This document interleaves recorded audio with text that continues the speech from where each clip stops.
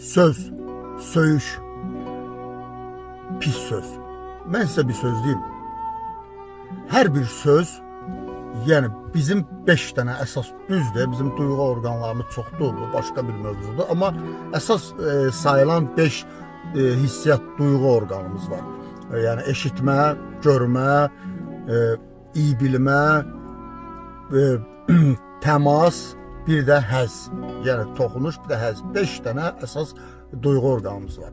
Bunların hər biri ətrafdan gələn sadəcə siqnal qəbul edir. Yəni bir adam istəyir sizə sərt, belə deyirsən, mənə xeyr ola, mənə elə baxır. İstər çət-çət baxsın, istər o sizə bir həqarət edici söz desin, söyüş sözsün.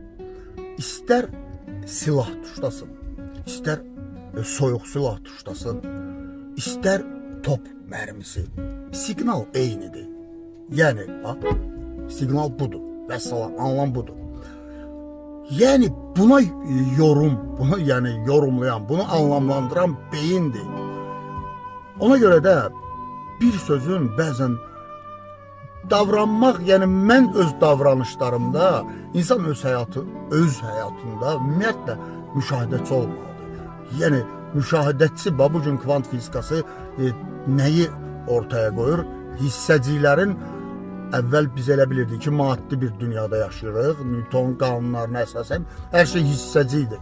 Amma sonra baxdılar ki, kvant fizikası, yəni gözlə görünməyən, yəni hissəciklərin, əsas görə bildiyimiz hər şeyin, belə deyək də, bu əşyanı təşkil edən atomların daha mikroskopik düzeydə, yəni daha kiçildilmiş ölçüdə baxdılar ki, biz bunu maddə kimi görürük.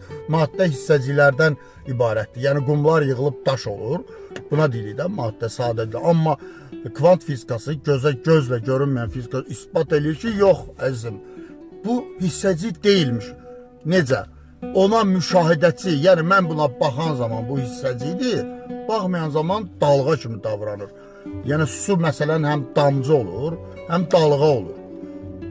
Bu da biz bunu baxanda, yəni mən buna baxanda bu hiss görünür, var. Baxmayanda bu dalğa kimi, belə ilğım. Rayona gedəndə kürdəmizi görürsən yolun ortasında, miraj, ilğım. Belə yellənir dalğa kimi.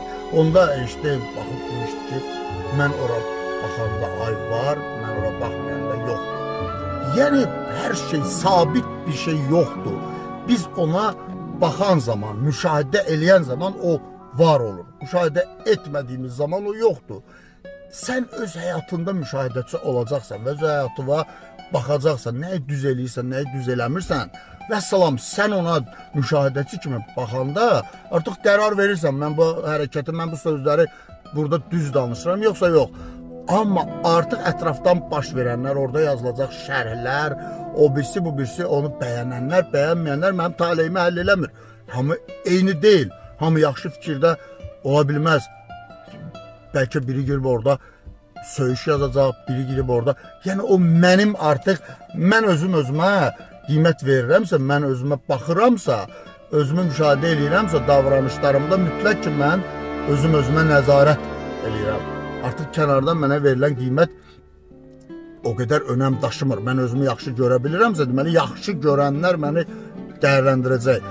Və o söyüş, yazılan o söyüşün, inan ki, o pis sözün, bəzən bir söz ilişir qalır beynimizdə. Saatlarla çıxa bilmirik o sözdən.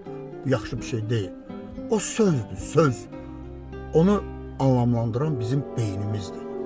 Söz var ki, bizim üçün müqəddəsdir. Başqa millətin dilində başqa cür ifadə olunur. Yəni, əsas məsələ anlam verən beyindir. Bax, o beyinlə biz davranmalıyıq. Və mən bu mövzuda yenə bir video paylaşacağım.